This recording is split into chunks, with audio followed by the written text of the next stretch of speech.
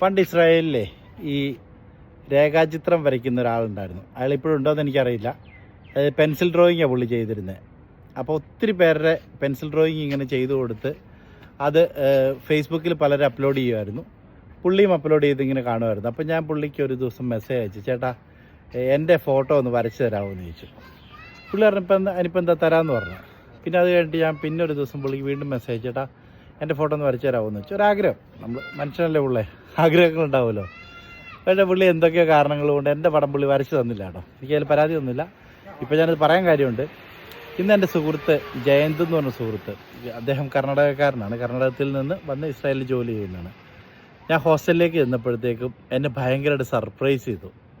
എന്താണെന്നല്ലേ, ഞാൻ കാണിച്ചു തരാം. എന്താണ് സർപ്രൈസ് എന്നല്ലേ, ഇതാണ് സർപ്രൈസ്. എൻ്റെ പെൻസിലിൽ വരച്ച രേഖാചിത്രം.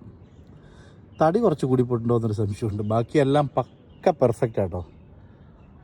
അദ്ദേഹത്തിൻ്റെ കയ്യൊപ്പ് ചാർത്തിയ ഞാനിത് ഉറപ്പായിട്ടും ഫ്രെയിം ചെയ്ത് സൂക്ഷിക്കും. കാര്യം ലൈഫിൽ നമ്മളെല്ലാവരും സർപ്രൈസുകൾ ഇഷ്ടപ്പെടുന്ന ആളുകളാണല്ലേ. ആരെങ്കിലുമൊക്കെ നമുക്ക് സർപ്രൈസ് തരിക എന്ന് പറഞ്ഞു കഴിഞ്ഞാൽ നമുക്ക് വലിയ സന്തോഷമല്ലേ. Once again thanks to Jayant.